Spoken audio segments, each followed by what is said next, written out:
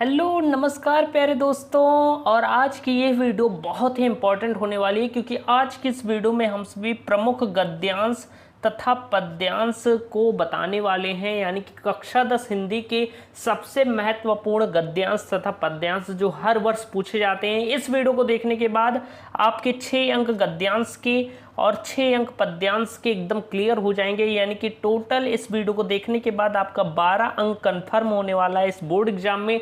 तो सन 2024 board exam की तैयारी कर रहे हैं तो इस वीडियो को पूरा देखिएगा। चलिए शुरुआत करते हैं इस वीडियो की। तो प्यारे साथी, आज के इस वीडियो में हम सभी कक्षा 10 हिंदी के सन 2024 के सबसे महत्वपूर्ण गद्यांश पद्यांश पर आधारित जो प्रश्न पूछे जाते हैं, जो आपके 6-6 अंक के प्रश्न होते हैं, उसे मैं बताने वाला हूं बेहतरीन तरीके से। और ये जो क्वेश्चंस हैं ये सन 2024 बोर्ड में 100% आएंगे, इसलिए इस वीडियो को पूरा देख लीजिएगा। और बोर्ड एग्जाम के सबसे महत्वपूर्ण प्रश्नों में ये शामिल होते हैं। तो चलिए शुरुआत करते हैं इस बेहतरीन सी वीडियो की।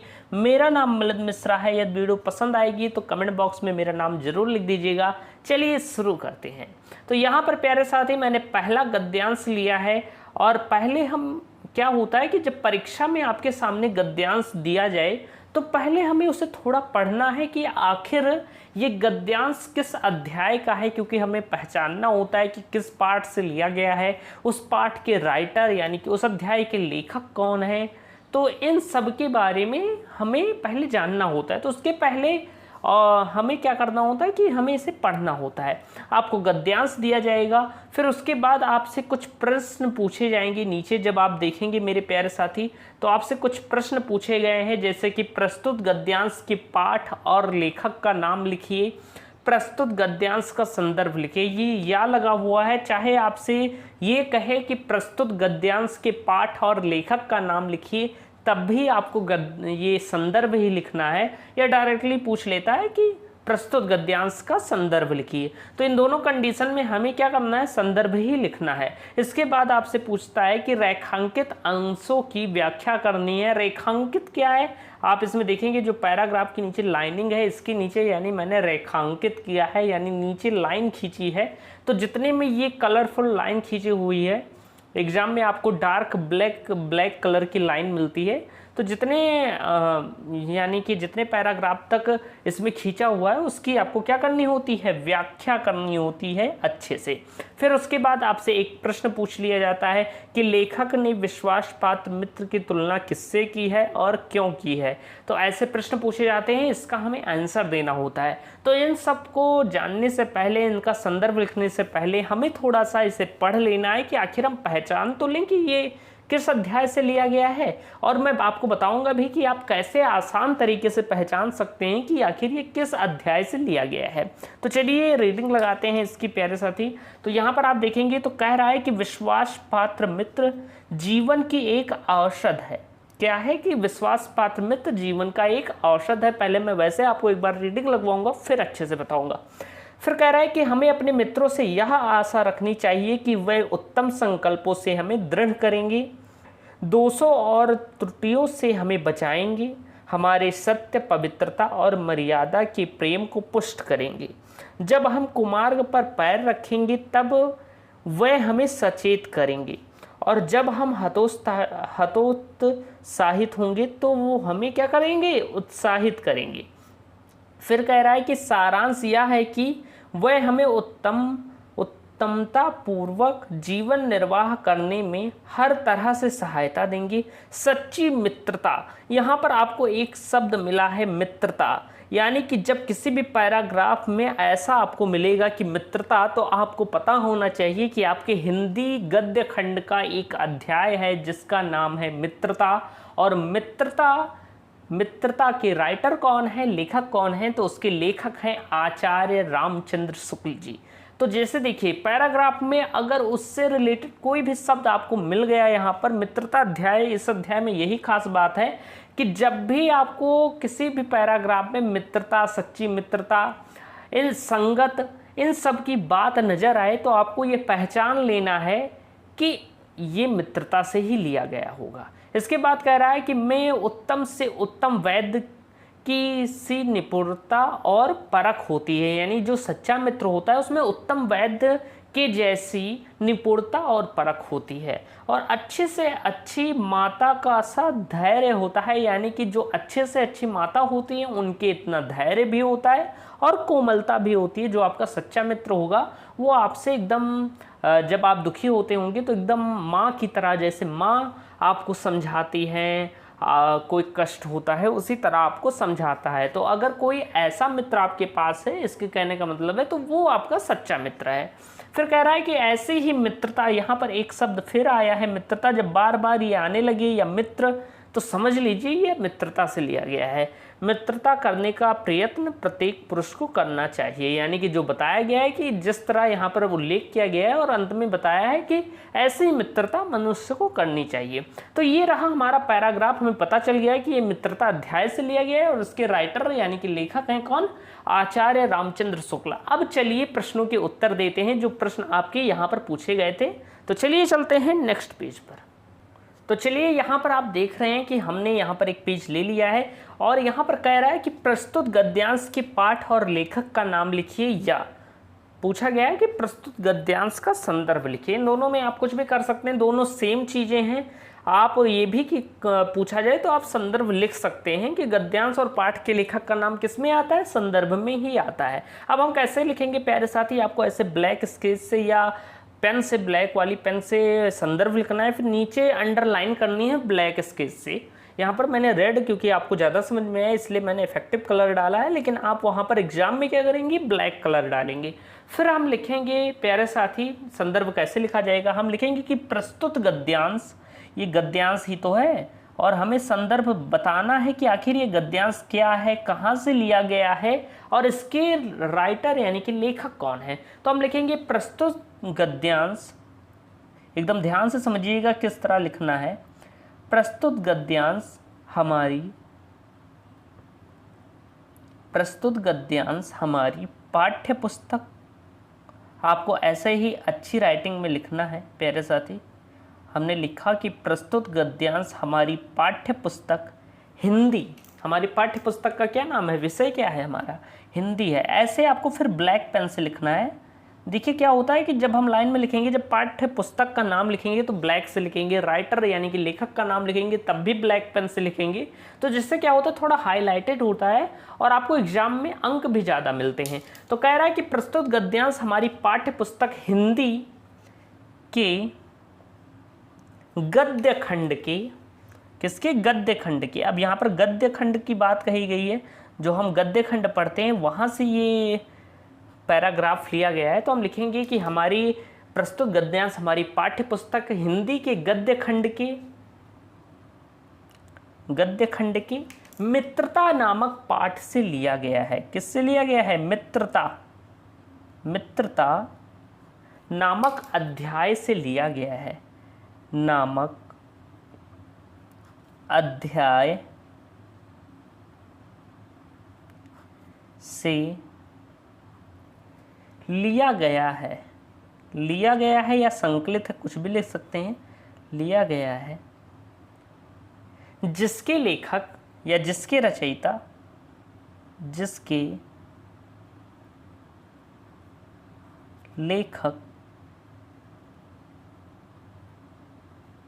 आचार्य रामचंद्र शुक्ल जी हैं। कौन है, उसे भी ब्लैक पेन से लिखना है, आचार्य रामचंद्र शुक्ल जी हैं।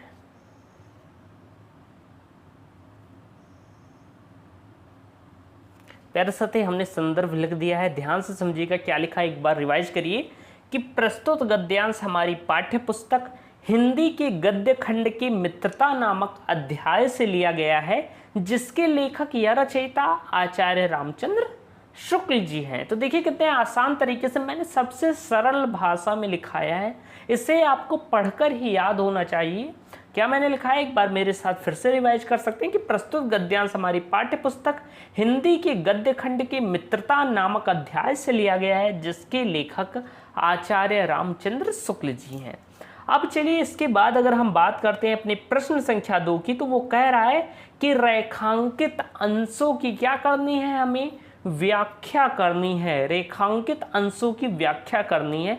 अब ये रेखांकित अंश क्या है प्यारे साथी, तो आप ध्यान से समझिएगा, ऊपर देख लीजिए तो हमने लिखा हुआ है यहाँ पर रेखांकित अंश है कि रेखांकित अंश लिखा है कि सच्ची मित्रता में उत्तम से उत्तम वैद्य की सी निपुणता और परख होती है, यानी कि इसकी व्याख्या करनी है। और अच्छी से अच्छी तरह माता का धैर्य होता है, माता का सा धैर्य और कोमलता होती है, और ऐसी मित्रता करने का प्रयत्न प्रत्येक पुरुष को करना चाहिए। अब हमें इसे व्याख्यांकित करना है, यानी कि इसको व्याख्या यानी कि सरल शब्दों में लिखना है। व्याख्या का मतलब होता है सरल शब्द में लिखना। तो चलिए अब हम लिखते हैं। यहाँ पर हमने लिखा हुआ है, आप इसे ध्यान से पढ़िएगा। रुकिए मैं थोड़ा जूम कर लेता हूँ। तो चलिए अब हमने यहाँ पर जूम कर लिया है और अब हम बात करते हैं। तो रेखांकित अंश की हमें व्याख्या करनी थी, तो चलिए अब हम इसकी व्याख्या करते हैं प्यारे साथी। तो कह रहा है कि आचार्य रामचंद्र शुक्ल, आप देखेंगे तो इसमें लिखा हुआ है कि सच्ची मित्रता में उत्तम से उत्तम वैद्य की सी निपुणता और परख होती। जो हमारी सच्ची मित्रता होती है उसमें मतलब बड़े से बड़े वैद्य की निपुणता होती है और परख होती है। अब इसे हम आसान शब्दों में कैसे कहेंगे कि आचार्य रामचंद्र शुक्ल जी का कहना है। कभी भी आप व्याख्या करिए तो उसके पहले राइटर का नाम लिखकर ये जरूर लिखिए कि इनके अनुसार या आचार्य रामचंद्र शुक्ल जी का कहना है कि जिस तरह एक कुशल वैद्य नाड़ी देखकर तत्काल रोग का पता लगा लेता है। आपने देखा होगा कि जो वैद्य होते हैं, आयुर्वेद के ज्ञाता होते हैं, आपने गांव में भी देखा होगा कि कई वैद्य आते हैं या बुढ़े से भी होते हैं, वो क्या करते हैं, सिर्फ नाड़ी देखते हैं और बता देते हैं कि आपके अंदर क्या बीमारी है, किस चीज़ की कमी है। बुखार होगा तो बता देंगे बुखार है, पेट दर्द होगा पेट दर्द भी बता देंगे। यानी कि नाड़ी को सिर्फ वो नाड़ी देखकर बता देते हैं कि आपको कौन सा रोग हुआ है। जो आयुर्वेद के विद्वान होते हैं उन्हीं को हम वैद्य भी कहते हैं। तो जिस तरह कुशल वैद्य नाड़ी देखकर तत्काल रोग का पता लगा लेता है, ठीक उसी प्रकार एक सच्चा मित्र हमारे गुणों और दोषों की परख लेता है। यानी कि जिस तरह जो लेखक है वो कहना चाहता है कि जिस तरह एक कुशल वैद्य नाड़ी देखकर रोग का पता तुरंत लगा लेता है, ठीक उसी तरीके से अगर आपका कोई सच्चा मित्र है तो आपके गुणों और दोषों का वो परख कर लेगा, यानी कि उसके बारे में पता लगा लेगा। फिर कह रहा है कि अगर हम व्याख्या करें तो जिस प्रकार अच्छी माता धैर्य के साथ सभी कष्टों को सहन कर मधुर व्यवहार करती है। ये लाइन किसकी व्याख्या है आप देखेंगे तो कहा गया है कि जो मित्र होता है सच्चा, आगे कहा गया है कि अच्छी से अच्छी माता का सा धैर्य होता है, यानी कि अच्छी से अच्छी माता जैसा धैर्य और कोमलता होती है। तो इसे एक्सप्लेन किया गया है कि जिस तरह या जिस प्रकार एक अच्छी माता धैर्य के साथ सभी कष्टों को सहन कर मधुर व्यवहार करती है, यानी कि माँ तो एकदम ममता भरा व्यवहार करती है, उसी प्रकार एक सच्चा मित्र अपने मित्र को धैर्यपूर्वक कुमार्ग से हटाकर स्नेह के सन्मार्ग पर लगाता है या लाता है प्यारे साथी। तो जो राइटर है यानी कि जो लेखक हैं आचार्य रामचंद्र शुक्ल जी ने, उन्होंने क्या किया है कि माता से तुलना की है मित्र की कि यहाँ पर, और बताया है कि जिस प्रकार माता अपने पुत्र के साथ मधुर व्यवहार करती है, ममता से बोलती है, कोमलता से, और उसके कष्ट पड़ने पर उसकी सहभागी बनती है, उसके कष्टों का निवारण करती है, तो ठीक उसी प्रकार एक सच्चा मित्र धैर्यपूर्वक जब आप किसी गलत पथ पर चलेंगे, यानी कि अगर आपका कोई अच्छा मित्र है और आप साथ में पढ़ाई कर रहे हैं तो आप किसी गलत मार्ग पर जाएंगे तो वो आपको टोकेगा, कहेगा कि पढ़ाई कर लो। तो उसी प्रकार यानी कि वो हमें अपने सतमार्ग से भटकने नहीं देता, लेकिन संगत का असर होता है प्यारे साथी। मैं आपको समझाना चाहूँगा, अगर अच्छा मित्र होगा तो आपको सन्मार्ग पर ले जाएगा, और अगर वो बुरा मित्र होगा तो आपको कुमार्ग पर ले जाएगा। तो मित्रों का चयन भी कोई वैसा नहीं होता, हमें सोच समझकर मित्र बनाने चाहिए। कवि का आशय यह भी है, यानी कि लेखक जो है वो यह भी कहना चाहता है। फिर कह रहा है कि अतः हमेशा हमें ऐसा मित्र चुनना चाहिए, आगे यही कह रहा है जो मैंने अभी आपको बताया कि हमें हमेशा ऐसा मित्र चुनना चाहिए जिस पर हमें यह विश्वास हो कि वह हमें कुमार्ग से हटाकर सुमार्ग की ओर ले जाएगा। मैंने अभी अपने शब्दों में बताया कि हमें मित्रों को भी सोच समझकर चुनना चाहिए और मित्र भी सोच समझकर बनाने चाहिए कि मित्र अच्छा हो। अगर मित्र अच्छा होगा तो आप तरक्की करेंगे, आप सतमार्ग पर चलेंगे और पढ़ाई में भी तेज होंगे, और मित्र बुरा होगा तो आपको कुमार्ग की ओर ले जाएगा। जिस तरह जैसे आप देखते होंगे कि कई बच्चे जब आप पढ़ने बैठते हैं तो कहते हैं चलो ये कर लो वो कर लो, तो ऐसे मित्र नहीं बनाने हैं। ऐसा मित्र बनाना है कि खेलो कूदो, मैं ये नहीं कह रहा हूँ कि बोर्ड एग्जाम है तो आप सिर्फ पढ़ते रहो दिन भर, लेकिन जब तक पढ़ो सीरियस होकर पढ़ो, और जब आप पढ़ने बैठो तो मित्र ऐसा होना चाहिए कि आपके साथ बैठकर पढ़े और आपकी हेल्प करे। अब इसके बाद प्यारे साथी व्याख्या ऐसी हो जाती है, बहुत ही आसान शब्दों में मैंने आपको समझा दिया है सारी चीज़ें। व्याख्या आपको रटकर नहीं जानी है, आपको अपने मन से अपने भाव के अनुसार व्यक्त करना है सारी चीज़ें। उसके बाद अगर आप देखेंगे तो प्रश्न सा कह रहा है कि लेखक ने विश्वास पात्र मित्र की तुलना किससे की है। अब इसका आंसर अगर आप देखेंगे मेरे प्यारे साथी तो आप देखेंगे जो विश्वास पात्र मित्र होता है उसकी तुलना लेखक ने विश्वास पात्र मित्र की तुलना औषधि से की है। जिस प्रकार औषध बीमारी और विकारों से निजात दिलाती है, ठीक उसी प्रकार एक विश्वास पात्र मित्र औषधि के समान बुरे मार्ग पर चलने से बचाता है। यानी कि जिस प्रकार औषधि यानी कि जो मेडिसिन आप बीमार होते हैं लेते हैं तब आपकी तबीयत सही हो जाती है, उसी प्रकार जैसे औषधि बीमारी और विकारों से हमें बचाती है, ठीक उसी प्रकार एक सच्चा मित्र जब भी हम किसी बुरे मार्ग पर चलते हैं, कोई गलत काम करते हैं, तो वो हमें समझाता है कि ये मत करना चाहिए, हमें अच्छे काम करने चाहिए और पढ़ना चाहिए। तो लेखक ने विश्वास पात्र मित्र की तुलना औषध से की है, और आप इतना भी लिख सकते थे, और थोड़ा डिटेल में लिखना है तो आप ये लिख सकते हैं कि जिस प्रकार औषध बीमारी से बचाती है हमें, ठीक उसी प्रकार एक विश्वास पात्र मित्र हमें बुरे मार्ग पर चलने से बचाता है। तो आई होप आपको ये वाला गद्यांश बहुत अच्छे तरीके से समझ में आया होगा। अब चलते हैं पद्यांश की ओर एकदम बेहतर तरीके में।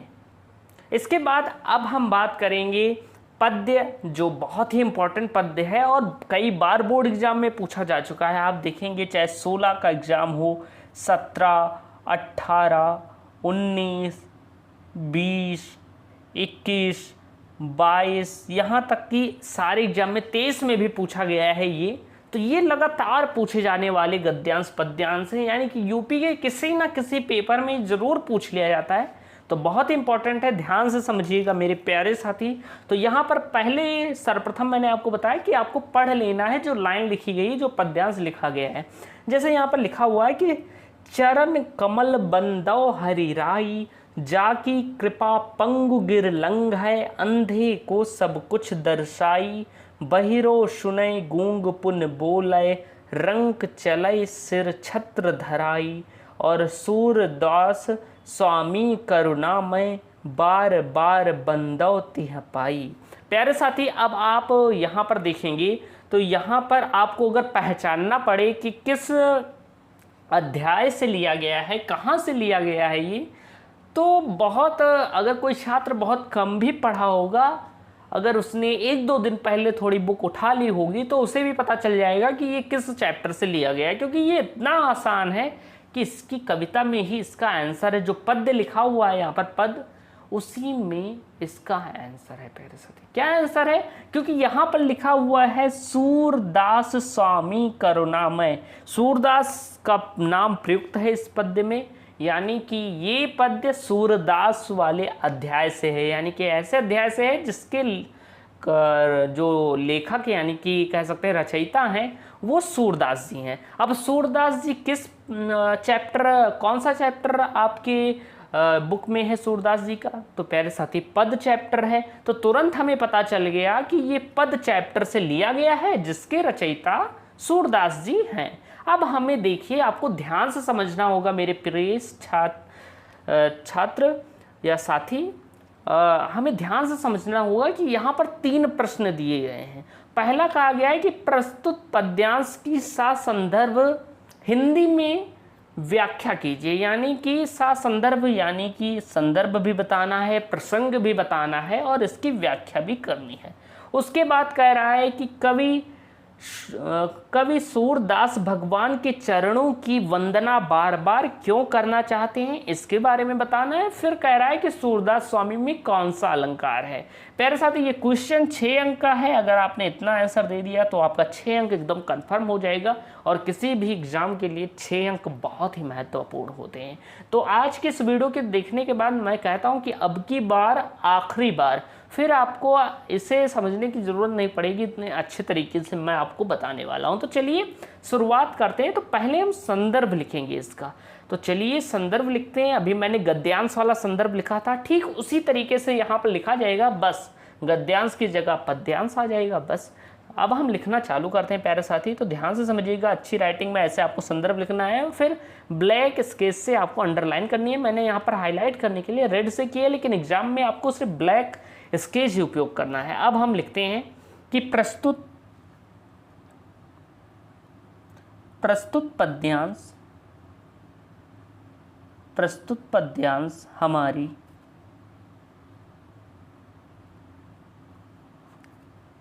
पाठ्य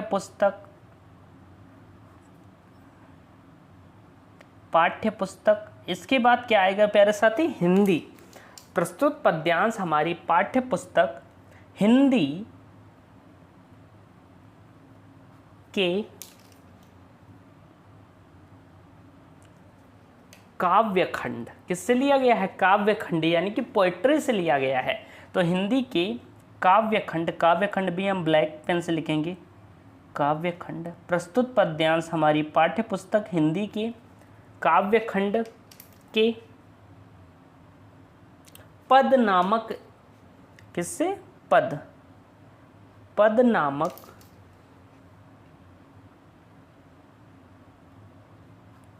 अध्याय से लिया गया है, अध्याय से लिया गया है, लिया गया है, जिसके रचयिता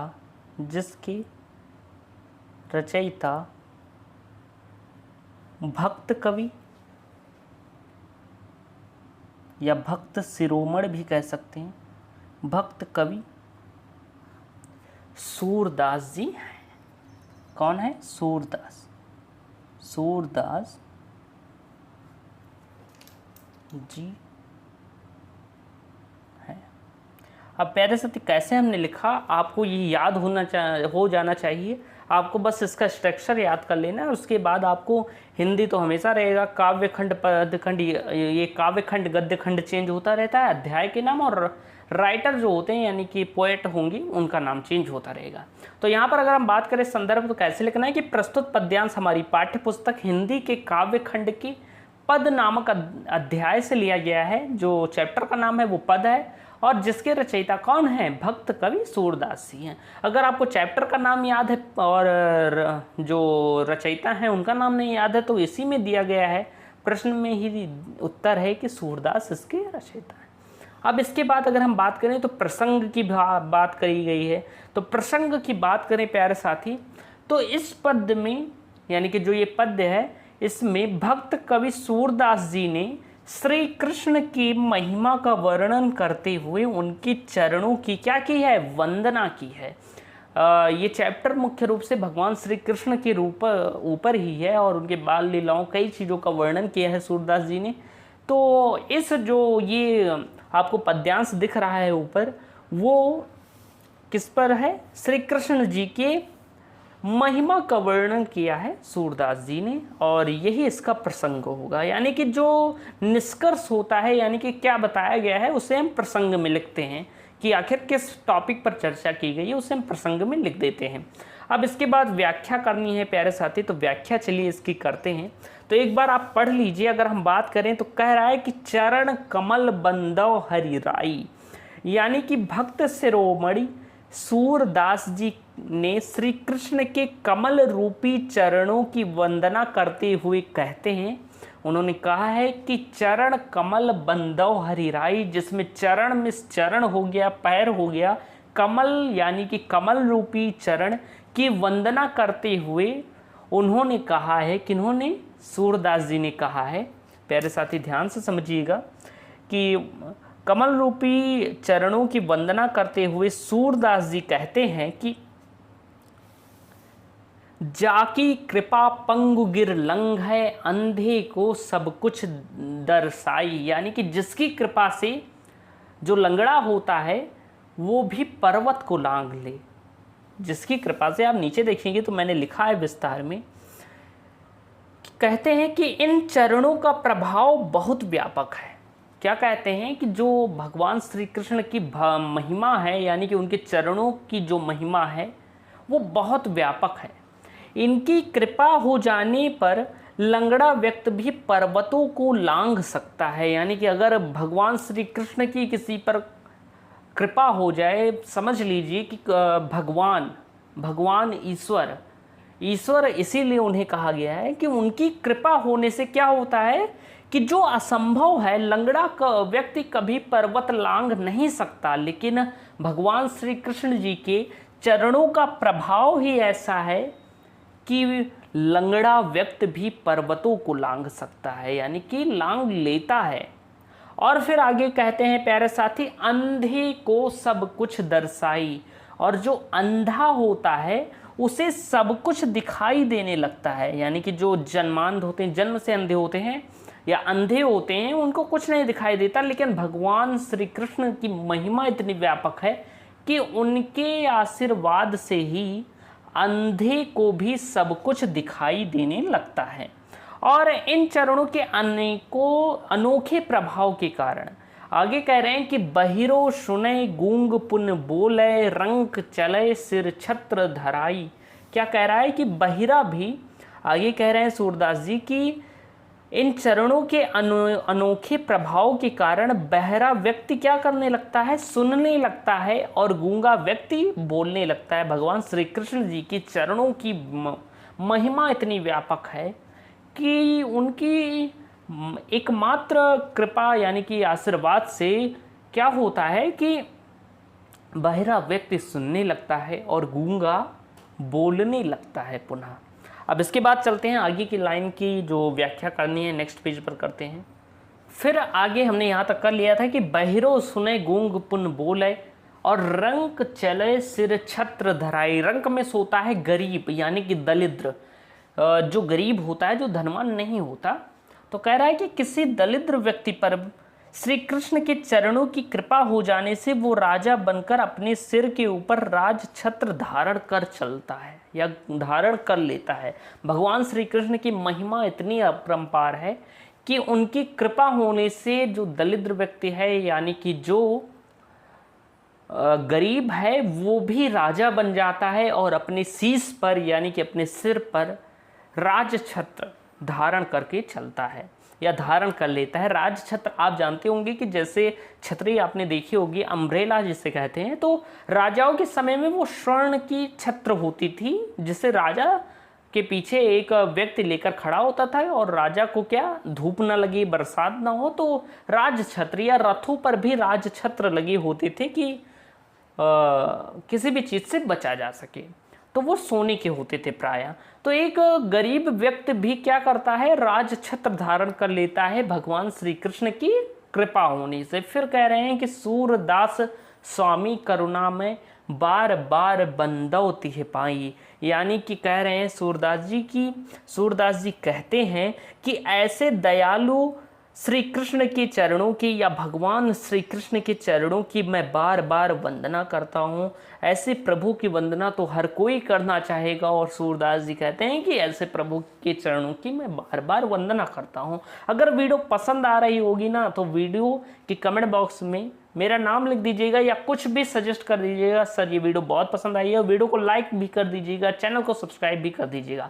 अब आगे जो तीसरा प्रश्न है आपका, बहुत ही अच्छे तरीके से मैंने आपको सारी चीज़ें यहाँ पर बताई है। तीसरा प्रश्न है कि सूरदास स्वामी में कौन सा अलंकार है। मेरे प्यारे साथी आप ध्यान से समझिएगा, तो सूरदास स्वामी यहाँ पर सा 2 बार आया है और जहाँ पर क्या होता है कि अक्षरों की आवृत्ति बार बार होती है वहाँ पर अनुप्रास अलंकार होता है।